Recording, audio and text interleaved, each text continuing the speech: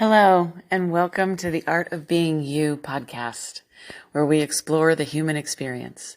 This is an audible journey of our spiritual and collective experiences. Our healing really is our medicine.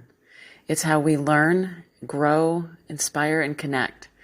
It's how we uncover our purpose. Within our healing is the gold, our medicine.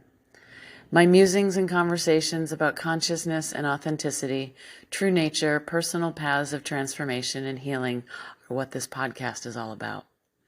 The Art of Being You connects the experiences that shape us, our gifts that are for our growth, and our purpose for being here. Thank you for listening. Namaste. Hello and welcome. On the podcast today, I have the honor of speaking with a dear colleague and friend, Araceli Wehr.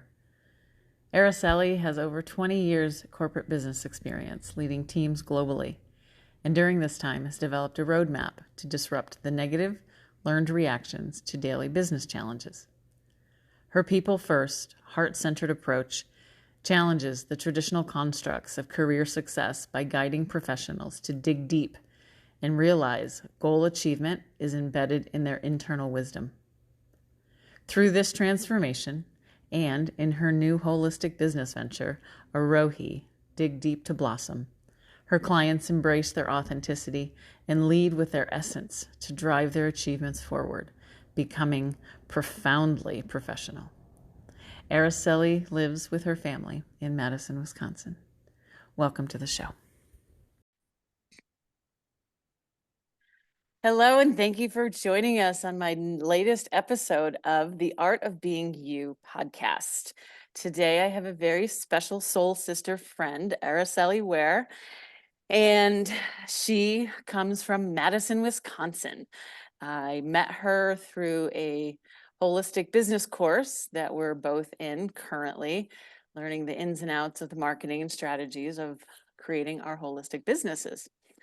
And we're going to introduce her in just a minute, but I wanted to preface her coming on today with what she posted on social media just after the new year. We all pick a word for the year, and her word, she says in her words, one of my words this year is badass. And she says, seriously, I say a mantra, a prayer every morning that includes this word. I think the universe can certainly hear its intention because the feeling behind it is bold, daring, and authentic. Why is this one of my words? It's simple. There have been moments in my life where I have tried to be what the world thinks is pleasant and or appealing so that I can be successful and help my family, thereby succeed in the long run.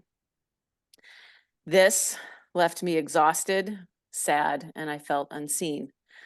Not anymore, though. This story has a very happy ending, and I'm 100% sure of it. So I will keep mantra-ing away. If you think like a badass, you are. If you act like a badass, you are.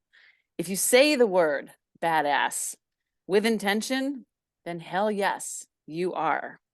If you take a selfie like a badass, of course you are. So I'd love to hear, what's your word? Namaste, friends.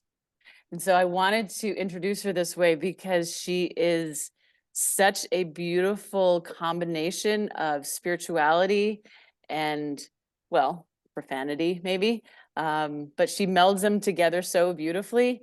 And she works in corporate America at the moment, so it's so fitting. So welcome, Araceli. Oh, that was awesome. Thank you so much. I got a little emotional hearing that back. It's interesting to hear someone read it to you, but it's true. Sometimes I wasn't allowed to be myself, and that's how I landed here. Mm-hmm. Yeah. And you've landed very softly. It's from watching you over the last few months, the business that you're building, Arohi, with the dig deep to blossom. We're going to talk about that in a moment, but if you wouldn't mind, for my listeners, talk a little bit about your story and how you have literally landed in my hot seat today. Oh, yes. So my story, that's an interesting question. It's hard when people tell you what is your story, it's hard to think about what's the beginning of that, right? Because it feels Hmm. like everything threads together. But I guess I'll talk about my family just a little because I do think it's important. Yeah. My dad was an immigrant from Mexico. My mom's family was from Texas, but they became part of Texas when the state lines were drawn for the United States and made them part of Texas. So I'm very much part of a Hispanic heritage. And my parents were really, really hardworking. And they always taught me if you just work hard, you'll succeed. And they had this American dream for us, right? Like we knew, my brother and I knew, I have an older brother. We knew that my parents worked hard in factories and fields. My mom worked in a potato field. They both worked in a piston factory when we were young, and they were working long 12, 13-hour days. So they were away from home a lot. And we knew that that sacrifice meant that we had to become something, that Mm. they were here. They took us to the place to live. We grew up in Nevada. We were there because their hard work couldn't be in vain. So that was just part of my DNA to be a hard worker. And I always thought if I just showed up somewhere and worked really, really hard, then the stars would align, right? And because of my hard work, I would become something that was meaningful to my family heritage. So I did that. I got my first job when I was 14 and I would run to work after high school. And then I almost, I worked 30 hours a day by the time I was a senior because I had a half-time schedule and not 30 hours a day, 30 hours a week, but 30 May- hours a day would be phenomenal Maybe they do in high time school. differently down there, so I was buying into it. That's awesome. That's awesome. 30 hours a week.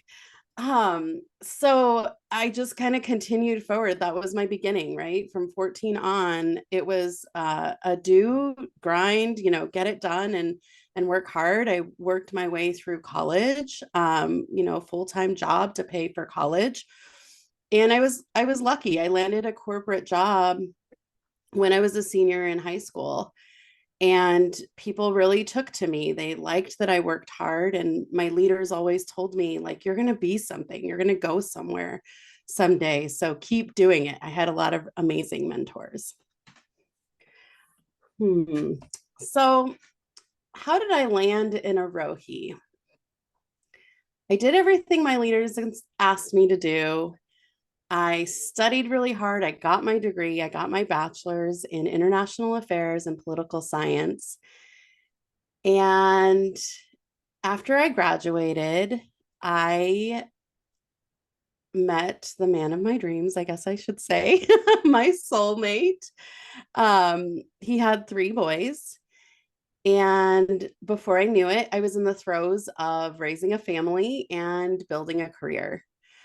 And I spent a lot of time focusing on my career and the kids, like it happened. We raised them. Um, we sacrificed a lot though with our oldest. I would say that I worked more than I was a mom. So I had to sacrifice that time. And I think it took a toll on them. It was hard on them, right? As they got older, they would kind of shut my laptop or say, be present. But I knew I had to get where I wanted to go career wise. I got to a point where I had been leading projects. Um, gosh, probably at that point for 5, 6 years. And I felt like it was time for me to start growing in that ladder, like they say, right? If you work hard, you're going to become something. And the something that I thought I should become is a manager and then a C-suite executive, right? Sure. Uh-huh. And what started happening was the organizations started shifting. There would be organizational changes. And people would get moved into those positions, the manager positions of departments that I was working in. And I kind of realized, well, I must be missing something because I thought I was working towards that, but I didn't get to apply for the job, right? They would do reorgs and people would get moved into jobs. So I went to a friend of mine at the office and I was upset and I was like, what do I do? I feel like someone's moving my cheese, right? That was the famous saying at the time. Uh-huh.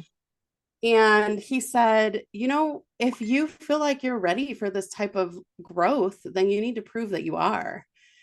And so I took that advice seriously and I decided, okay, well, what does that mean? And I thought about it and I realized, well, there's another leadership positioning opening. And it was over a development team, which I thought would be really odd because I was not a technical person.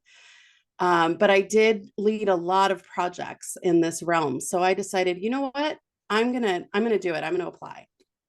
Walked into the leader's office and I said, I'm gonna apply for this job and I'm gonna get ready and I'm gonna show you why I am the candidate for you.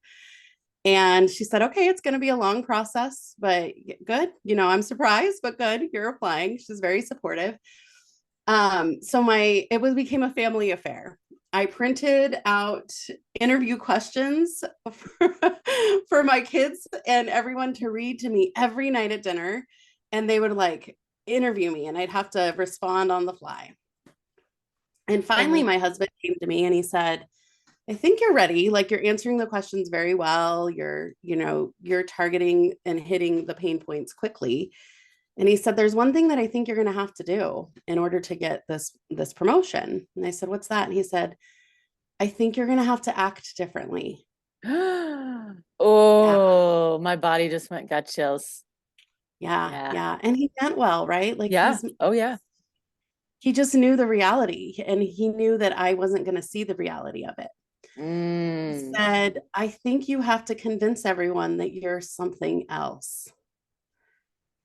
And yeah, it was a hard moment, but I decided to do it. I did it. I went out and I went shopping. I got myself an outfit that I would never wear. I, kind of suited up and I practiced shaking hands in a different way. Practiced speaking in a different way. Um, Ooh. yeah, I practiced selling what I thought they wanted Yeah. me to be, Yeah. for sure. Ooh. Wow. Yeah. I'm kind of glad I never knew that story till just now. That is so powerful. And now I just love you so much more. Oh, I thank do. you. So, okay. So now I'm hanging on the edge of the seat. What happened in the Yeah, interview? I nailed it. I Of nailed course. it. Of course. I totally nailed it. I got the job. And I was told later by some people that I was up against someone who was very reputable in the field on paper, should have gotten the job because they would have been a very strong leader for the team. But also that I blew the interview away. Like your answers were better in every way, shape, and Well, how form. can you So not you blow the interview away when you've got your children nailing you every night yep. for the answers, you know? Wow. Well Yeah. done. Okay. Thank you. Thank And you. then, Yeah. So then I started doing my thing. I had a lot to learn and I definitely wasn't perfect at it, but I was committed. I continued my hardworking style and decided that that was the way to grow. And what happened over the years in that role is I was consistently told, yes, your leadership material, yes, this is a good path for you. But I was also being coached on interesting things like sometimes there would be feedback like you got to give people a chance to talk in meetings. Maybe people feel intimidated when you have the answer right away, so talk less, give answers less, take a step back and just let others kind of come in.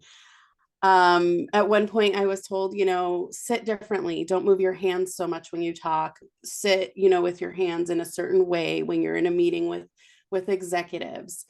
And I think I have to say, I've thought about this so much over the years, and I think that all that feedback came from a genuine place Mhm. of others, similar to my husband wanting me to succeed. Right. He had to tell me the reality of the situation I was in.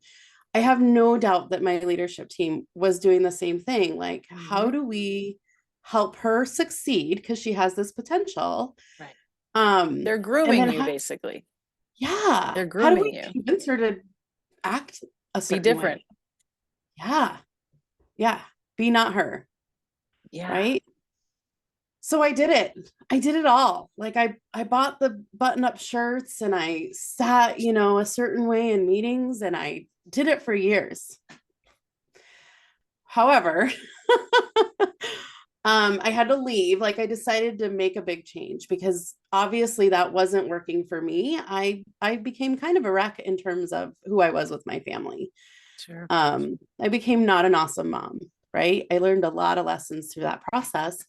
And what I had to learn was I wasn't happy. I wasn't myself. I didn't know who I was anymore, right? Um, so I we moved out to the Midwest and I got a different job and things were amazing for a very long period of time. I People loved me in the market. They were like, "You're awesome. Like you do things very well. You have lots of potential." It was kind of the same story. So I did the same thing. I kind of worked my way to leading a team. And that was my second opportunity to have a team in a different way. I had always led teams on projects. And now I had done the same thing. And then I was stepping into development teams.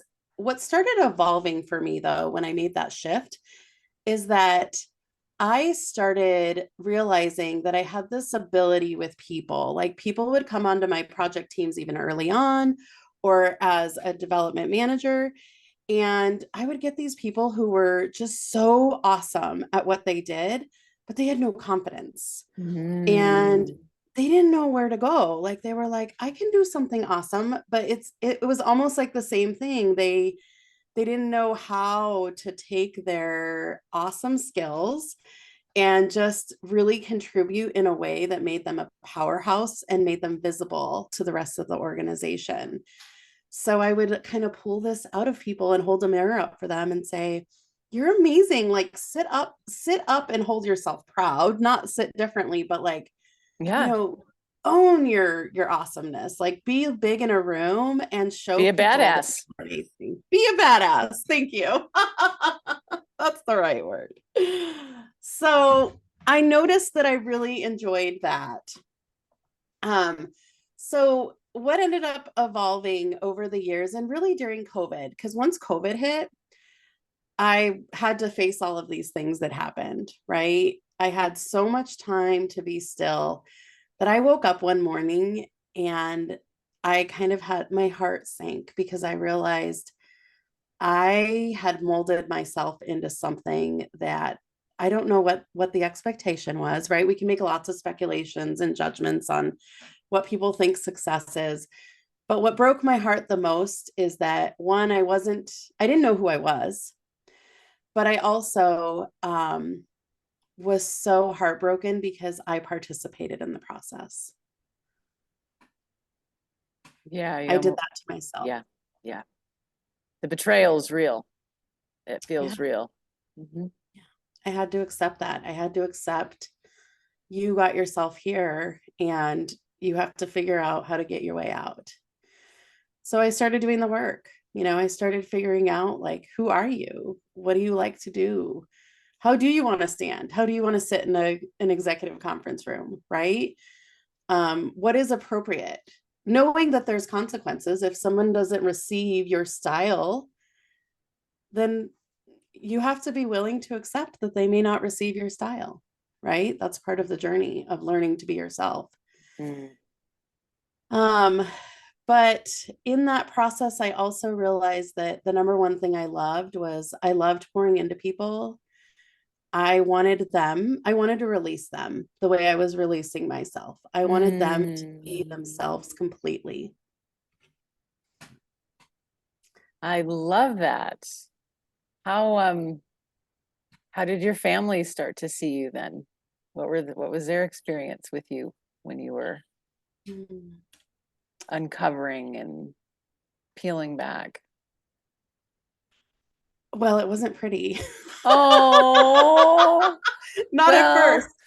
Not at first, because I was a mess, right? I had sure. Well, to have that yeah. break down before you can build back up. Right, So I would right. say um, at first it was really, really hard landing, a crash landing, um, and unraveling. So there was definitely an unraveling process where I think my family was watching me be broken open. Yeah, I will say the constant is my better half.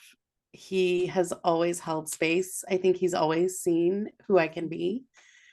And he's always held space for the messy and the beautiful.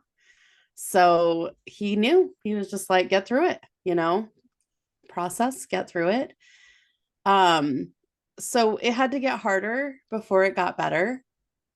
And once we kind of started getting to the healing part of things, uh it just completely changed my whole family. I as I was opening up, I got to see my family become the better part of themselves as well. It was almost like everyone had permission to step into themselves.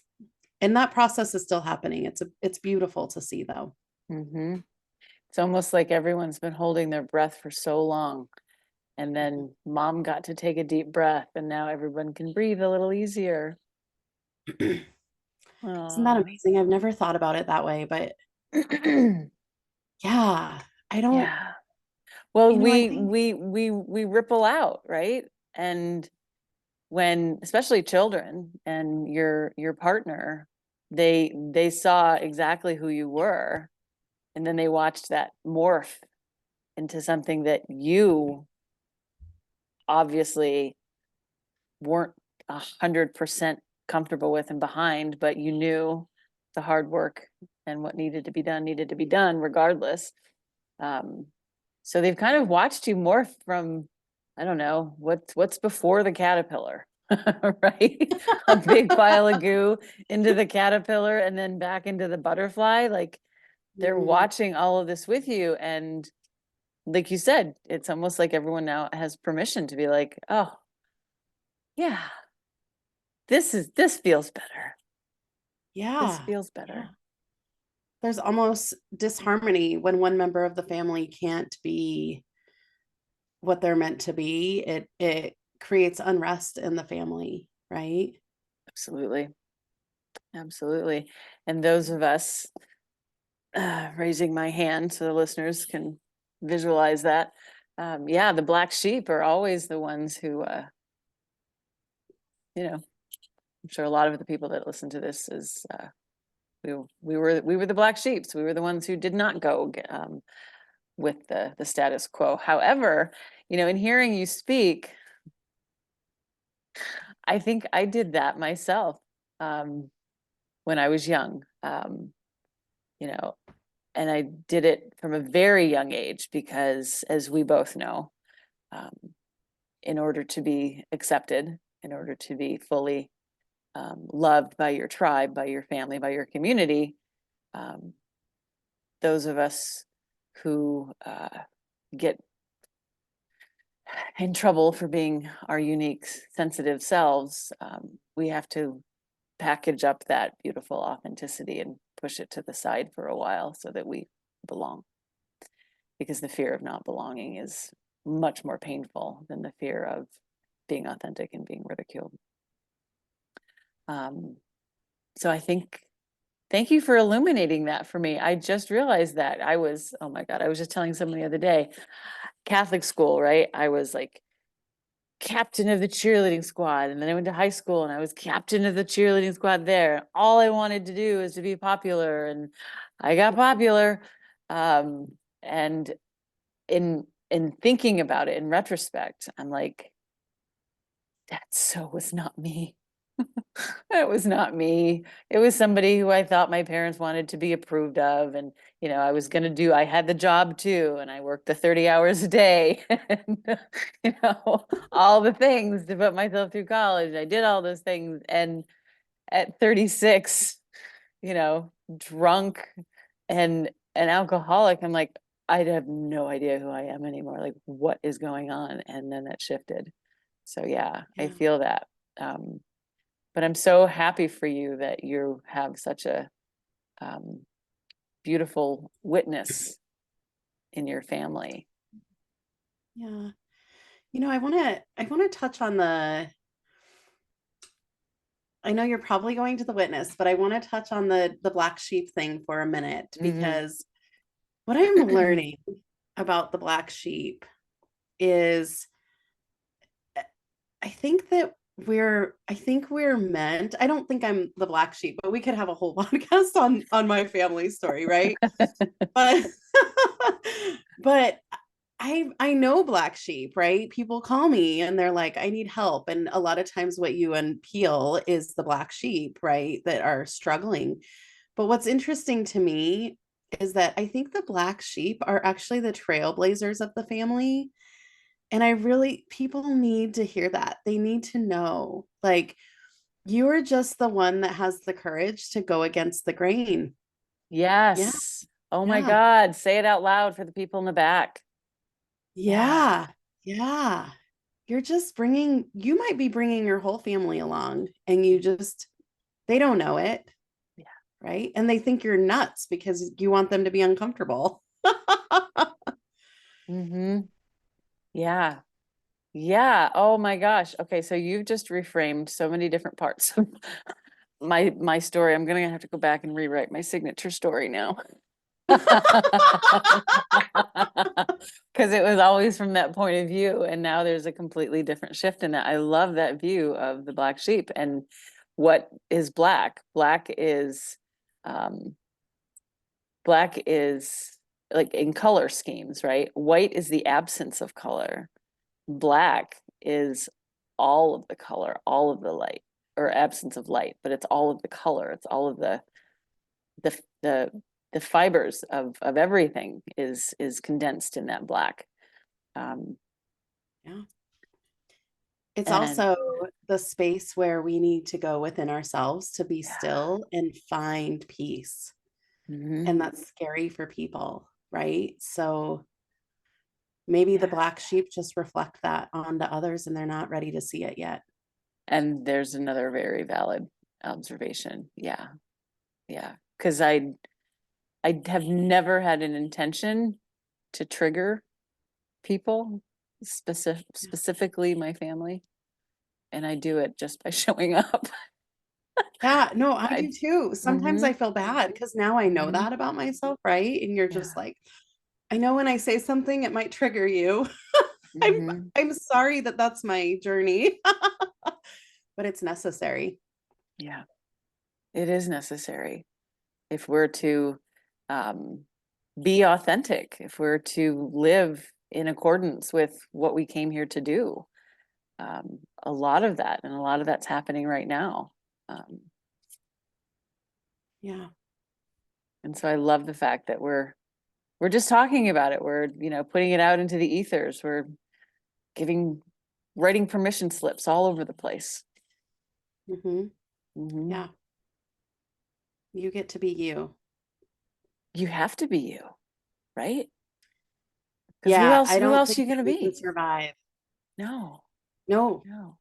no. Because you were not thriving in Mhm. that old costume. You were suffocating, right? That's right. That's right. And I mean, for me, I have kids, right? So that's kind of what helped me realize that I had to make a shift is I, if my kids ever asked me what they should do to be successful and who they should be, I couldn't imagine telling them, well, pretend you're something else and hide everything that you are authentically. That was one question I couldn't reconcile. I knew I had to make a shift. Yeah. That is so, so beautiful. So tell me what Arohi stands for. Arohi stands for ascend. Okay. It's a Hindu word Uh-huh. from the Hindu language. Yeah, Hindi. Yeah. Wow. And so this is the name of your up and coming adventure, your holistic adventure. Can you talk It about it? is. Yeah. So Arohi, dig deep to blossom. The thought process here is it was inspired by the lotus flower. Mhm. The lotus flower goes underwater every single night and goes back to the mud, right? And then it moves back through the water and ascends to the surface every single day. And I wanted to help people out of the mud. And Arohi was better than from the mud. we, the first business name was From the Mud. My husband came up with that, and it's still my favorite business name. But we were like, that's probably not going to attract very many people. Oh my goodness. Oh my goodness. What a sense of humor. But yeah, that's true, right? No mud, no lotus. Yeah, exactly, exactly. And it's really symbolic of who I want to help. I want to help people that I had great mentors. Like my entire career, I had amazing mentors, right? So that's why I added that story with a caveat Hmm. because everything that was said to me was said out of love. I truly believe that. Everyone was saying it out of reality. So I am where I am because I had amazing mentors. The rest of my story evolved because I started seeing people who were just as hardworking as me, just as capable as me, but didn't have the mentors that they needed and can probably some of these people are probably smart enough to solve all the problems of the world that we're trying to solve right now. But if we don't open them up and give them the mentorship that they need to become amazing, we're never going to get to the root of all these problems, right? So Yeah. I wanted to take people from the mud, people who literally don't have the opportunity to do so. I wanted to make it accessible for them. And so then that begs the question, how are you making it accessible for them? What is um, what's your game plan with that? Yeah, yeah. So that will be ever evolving. Right now, the game plan is group mentoring. We're going to bring people into groups. I think so many beautiful things happen in community. Mm. We help one another in community. We've lost sight of that behind our computers and, working so hard in our jobs. We have forgotten that there's beautiful synergy behind community. And sometimes we just need to say something out loud to somebody else to realize the answer was there all along, right? Who we were Hmm. there was all there all along. So group mentoring, group coaching is the model that we're going to kick off with right away. Very good. Yeah. Um, I I applaud that, and I think that it's desperately needed in so many areas, but in the professional world, um, Mhm. in a major way.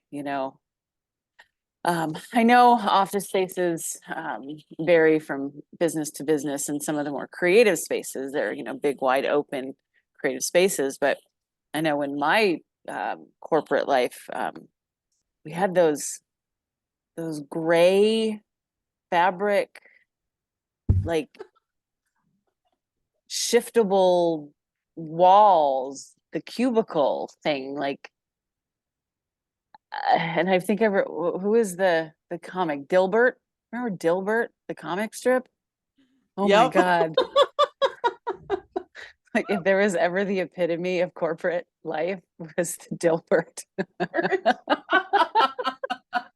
I think actually one of my bosses resembled Dilbert once too, but anyway, and he was funny. So he would get a kick out of that. But yeah, we close ourselves off. We, focus on just this 8 by 12 screen, and we might stand up and stretch for a minute and then go back to it and go to lunch in a dimly lit, cold break room, and then we go back to it. So I love that, with your, the group coaching. And I think also when you put people in a space like that, whether it's in person or, on a Zoom, I've been in enough group mentoring calls in my day to know that it doesn't matter if you are face to face or if you're looking at these people on a screen, because you're seeing human beings, you're feeling energy still. We do have an exchange of energy, and when you can sit, I think one of the beautiful things about Zoom is that you have that mute button, because it forces people to be quiet and listen to the Ah, full story of somebody before responding or not wanting to respond at all, and allowing them the space without interruption. yeah. And so many of us, I am so guilty of this. This is something I've been unlearning for a very long time, because I was raised with interrupters. Yeah. This is actually one of the biggest bones of contention in my divorce, in my marriage.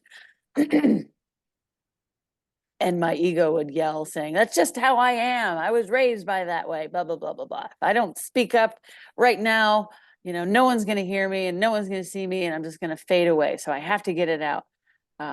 And people who are raised like that end up just shutting down and not speaking up at all, because then they just get in trouble for wanting to Yeah. speak it. So it's a beautiful space that you can do and bring that together. And that way everyone witnesses each other too, that I'm not alone, that, oh my God, I had no idea. You look like you have your shit together. Right? Yeah. It's funny because I hadn't thought about that. I try to break the habit of interrupting as well. But you're right. I think the online kind of helps us practice that, and it forces us to be present and listen and pause and respond. Yeah. And I think the other thing that I just have found so fascinating about these online mentoring is blows my mind, because you're right. You do get the human connection. I never would have thought that that was true, could be true, but you can build energy in an online community, and now you can reach people around the world, right? So our ability to make the world a better place, like something coming up to me is like hive mentality. You know how Mm-hmm. bees communicate? Like they just know where to go. They tell each other. They communicate so beautifully that when I was thinking up Arohi with my family, I thought about that. Like, how do we get people to change their mentality about work and about themselves quickly? And I knew it had to be online. It was happening during COVID. I just didn't realize how much online presence would take a hold, but for the better. We need to take Mm-hmm. advantage of that. We need to take this opportunity as humans and be like, yes, let's collaborate more. And you see it happening so much Yeah. online, right? Yeah. Yeah. Yeah. Amazing. And I know, I went from 25 years in marketing and graphic design, and I decided I didn't want to sit in front of this box for the rest of my life. So I went into massage therapy, and that's how I got into the holistic healing arts and that kind of thing. And now I've come full circle. But it's such a different experience. If you would have even told me during COVID, that this was going to be like a place of connection for me, I would have thought you were crazy. And I know the rest of the world, everyone else listening, is kind of like, yeah, well, you don't have 3 kids at home that had to, share screen time and, deal with 16 different teachers all at the same time. And so, no, I don't get that part of it. But I'm hoping that maybe we've kind of expanded that a little bit as to how we do function as a society, and not having the resistance to the technology that's available to us. Like, even, I mean, social media, like, it has literally connected the globe, Yeah, like, it has. now, Mhm. Instantly. instantly.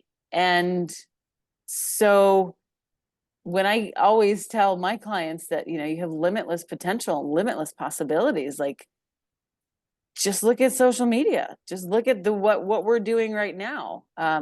This is a full on Jetsons, you know, 3.0, talking, looking at your phone and you can actually see the person and you're talking to them. I still get chills sometimes when I think of that. Like, oh my God, I could like video call somebody. Like that is so fucking crazy. Like, yeah, I'm showing my age and whatever. So, but that's fine. But I love the idea also of shifting our shifting the corporate workplace to benefit everybody so that we all get what we need as well as get the bottom line done, attended to, and increase productivity. I mentioned this to you off camera a little while ago, but I wanted to talk a little bit with you because this has been your arena about women leaders in corporate America. And this is across the board, all 9 to 5, Monday through Friday kind of jobs. I've recently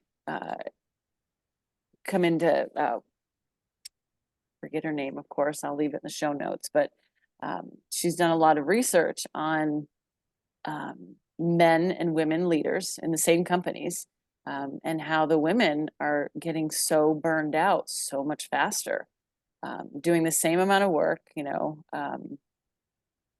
in the workplace, but then they also have to then go home and be the family and other activities and that kind of stuff. And so what she's understood about biology and our physiology, whatever, is a really big long word and I can't pronounce it right now, but that we are literally wired differently. Like what drives women are moods and emotions and intuition and inner senses and knowing, and what drives men, like on a biological level, is adrenaline. And when you put an adrenaline based being in a room with a being that is constantly doing this changing inside, like you can never expect the same result at the end of it. So how she envisions it is that we completely shift the Monday through Friday, the 9 to 5. And instead of dropping down, deadlines for the end of the week, you give the woman a month. Right. Because honestly, we have monthly cycles. We are always in a cycle. And it's different for men. Men can go to work 9 to 5 and they can do it and get the job done, and they're, that's what they do. But women, sometimes we need 4 or 5 days of rest, and then we're gangbusters and we knock it out of the park. And what she's found in her studies is that the women are producing just as good, if not better now, than their male counterparts, because they've been given such freedom to choose when they are the most creative, when they are the most productive. Yeah. And so how do you see that working in with how you're working with people, or if the environments are even almost ready for that? Yes, I don't know that they are, and that's why I'm tackling it at the angle that I am, right? So my vision and my mission really, when I thought about how do we transform corporate culture, it's really what I want to do, because I think in corporate culture we've gotten very far away from what we were intuitively and innately capable to do as humans, Yeah. and really prescribed processes, success, cultures. And that's dangerous because it's getting us very far away from our humanity. And we're seeing that play out in the world. So as I started thinking about how do I tackle this, I realized we have to make people realize that they are disconnected from their humanity. We have to help lead them there. And so when I think about how are we going to address something like a woman who processes differently, who might have a family, who might have multiple hats on, I think maybe she doesn't even realize it's an option. Maybe she just has no idea, right? That's who I was. I had no idea. And so my mission is to really kind of, like you said, what did you say? Poke people? Not poke. That's the wrong word. Let's not put that one in there. Trigger. Oh, that'd be so Poke funny. them, trigger them, Trigger. trigger. We might have Yeah. to trigger people a little bit. And ask them, like, how do you feel? Do you remember who you are? Do you know who you are? If you don't, then come. I want to talk to you. I Yeah. want to show you. Are your shoes too tight? Did Yeah. you enjoy buying that suit? Like really Yeah. enjoy going out and buying those clothes for yourself for this job? Mm-hmm. What do you do Mm-hmm. when you first get home? You rip them off, don't you? You do. Everyone does. It's like being put into boarding school every day. Mm-hmm. You have this outfit, and it was like that with Catholic school. Yes, it's easier. You don't have to think about what to wear, but we're creative beings. Like we weren't Yeah. meant for khakis and gray suits. No, not all of us. Not all of us. Some people might have volunteered for that. Sure, I guess that's true too. Yes, I digress. Sorry about out there, everyone who loves khakis and gray suits. No offense. But yeah, yeah. Yeah, yeah. So I think in Arohi, we are looking to help people. A lot of times when people realize that they don't know where to begin, that maybe they are out of touch with who they are, um, they don't know where to begin, right? What would you say would be one of the first indications of that someone might be feeling that they're actually out of place in that environment? Oh, I like to call it the low vibe state, right? Mm, It's these emotions that these conditioned beliefs we've adopted, right? And when we think about conditions, we're taught certain behaviors are acceptable since we were little kids, right? We talked about that earlier. So we're conditioned to behave, act, dress in certain ways, but really that manifests itself. The conditioning eventually results in fear, hate, loss, sadness, anger. So if you're someone that's just mainly unhappy and not at ease, uh, that's a really good indication. And as we both know, when any being is in a situation that they're not blooming in, that they're not um, feeling free to be themselves because they have to suppress, right? Those Mhm. suppressions sometimes can come out as physical manifestations, like headaches, like Yeah. low back pain, fear and anxiety live in the the lower chakra areas, and so sciatica, Yeah. issues with hip dysplasia, and all sorts of abdominal and digestive issues. Their Yeah. digestive issues are rampant. So this is just an awareness for anyone who might be listening that is in that kind of situation. If you know, maybe you've been at a job for X amount of years, and when did your digestion really start to turn? When did it start to get really bad? And are you on medication now for it? So to suppress the suppression. And those Yeah. are all indications that I firmly believe any kind of physical manifestation is a sign that something I'm doing is not what I'm meant to be doing. Like feet and legs. I have several clients that I've seen over the years who come to me with this one specifically. She's had this foot pain for, I don't know, 6 months or so. she's gone to doctors, they can't find anything wrong, there's no broken bones, nothing swollen. Even when I work on it, it's, and then something shifted in her personal life. I told her actually a few months ago, I said, I think you're going in the wrong direction. She's like, huh? I was like, look at your life metaphorically, like look at what's going on in your life. Are you going in the direction that your soul wants to be going in? Yeah. She's like, well, of course I am. This is what I do. I'm like, okay. And as soon as I said that, of course, she goes home and she's like deliberating over her life and ends up, you know, um, taking steps to remove something from her life. And the next time I saw her, she's like, you'll never guess.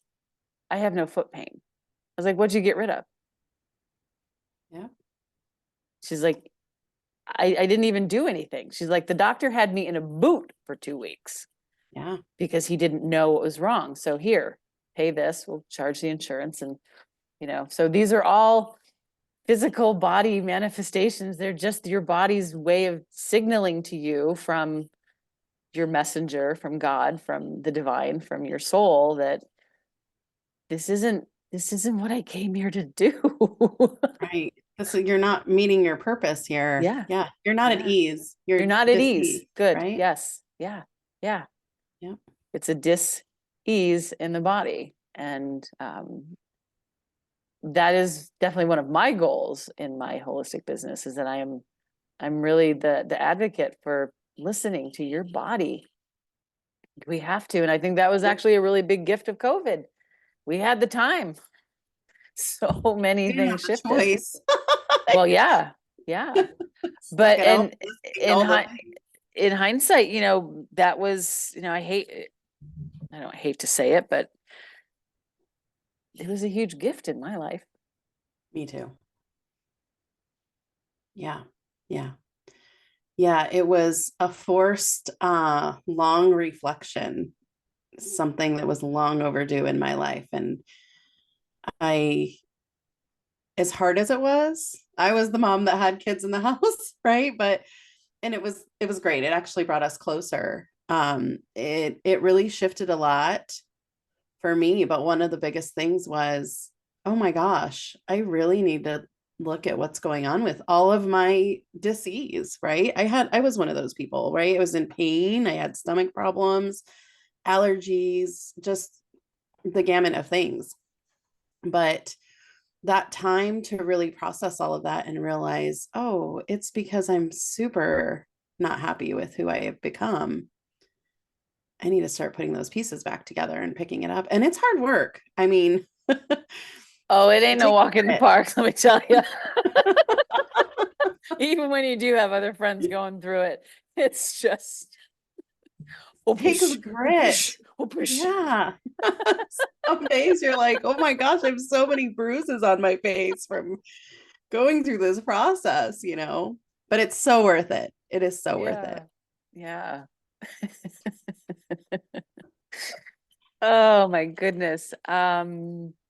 So anything else you want to add about you do have a private Facebook group that you bring people in called Profoundly Professional. I just want to make a comment on that. Araceli does free weekly trainings in her group. So if you want to go join, um, find it on Facebook. Um, I'm so excited. I'm Yeah. so looking forward to seeing this business and all of the beautiful corporate souls that you get to help blossom.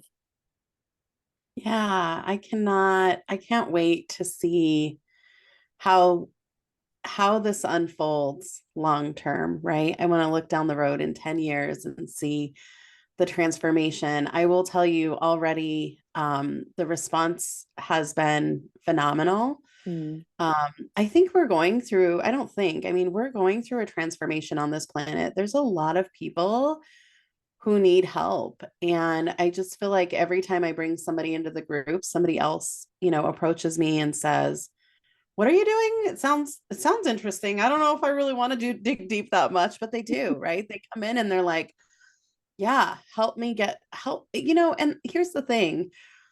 We just said it's really, really hard to kind of dig deep and unpack all of these things that we've adopted, all of these conditions.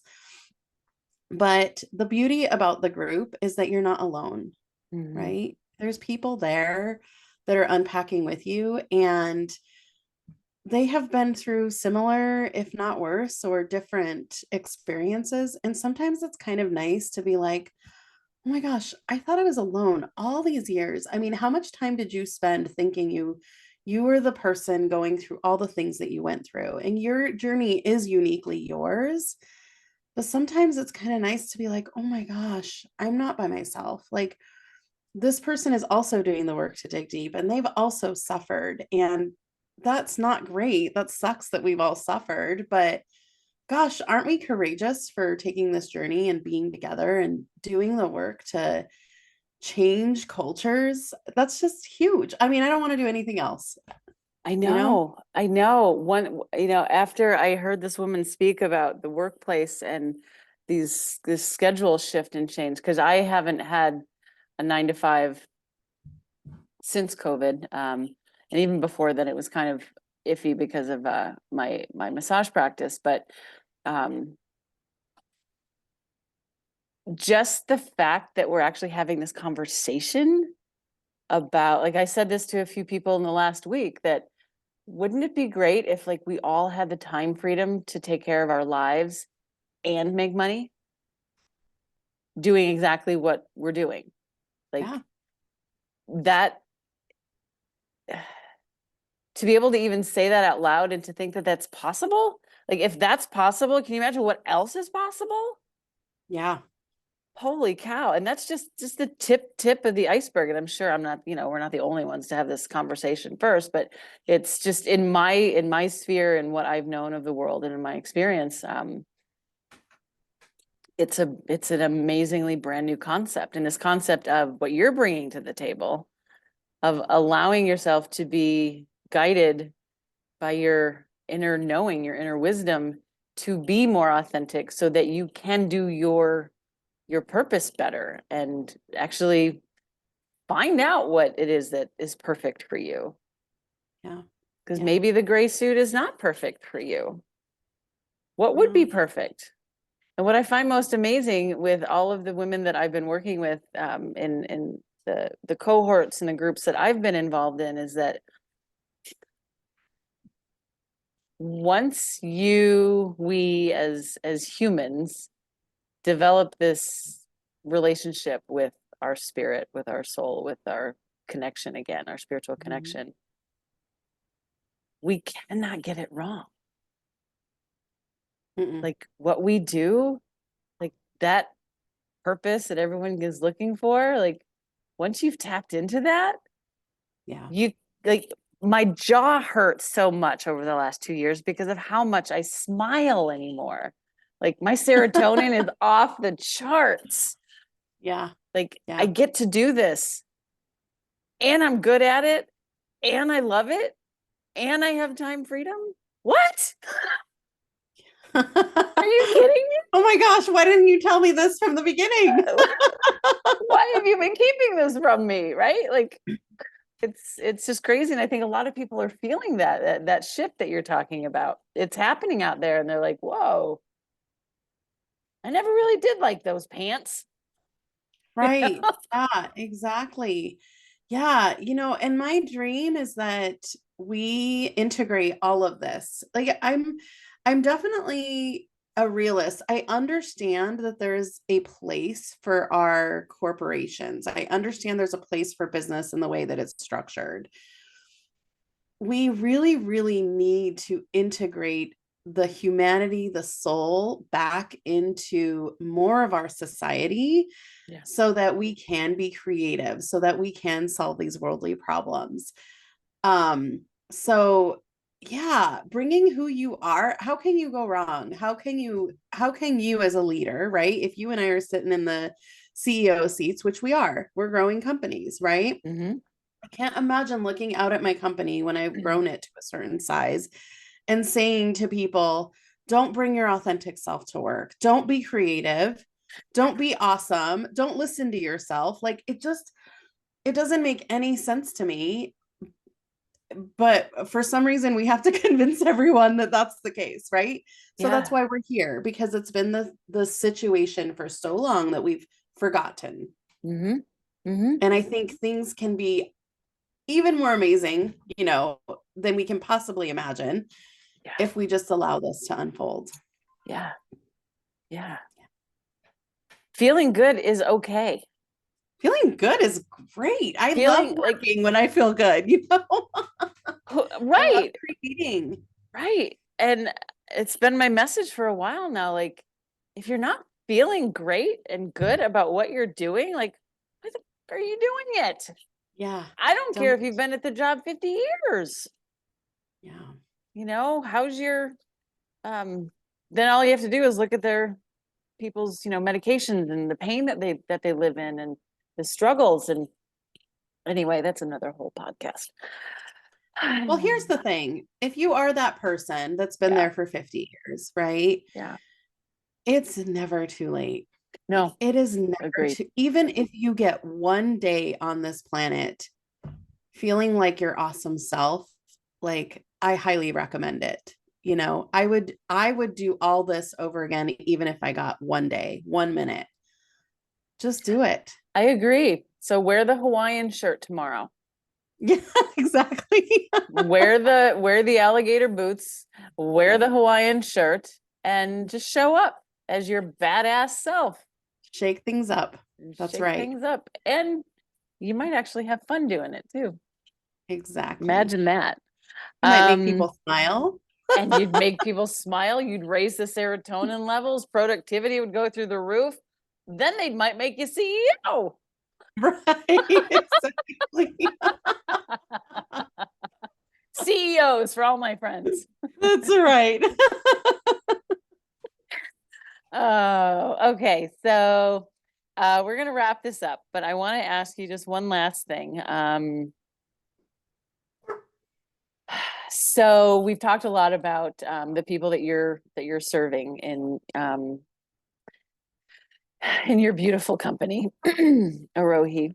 If you could offer just a one-liner of healing or of self-discovery for someone who may be struggling right now, what would your message be for them?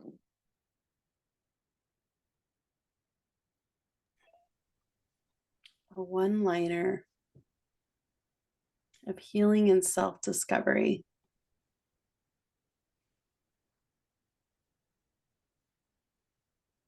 Hmm.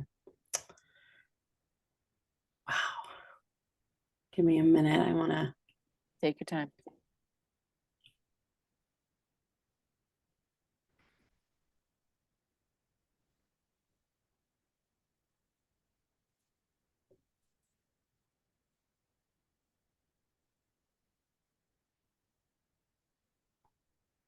Yeah. I mean, it's been said by so many people, right? But it's so true. Like, you are worth it. You are worth it. Just open up and receive. Open up and receive yourself. Open up and receive the support of others, because you are so worth it. You are so magnificent and you are worth it. Yeah. Hmm. Yeah. Thank you, Araceli Wehr. This has been fabulous. Thank you, Dania. I really enjoyed our time together. Thank you so, so much for inviting me. You are a beautiful soul. I love the work that you're doing. And I really am grateful that you are doing your work and that you listen to your calling to be yourself, because there's a lot of people out there who need you. So thank you. Thank you for making my mandible hurt. We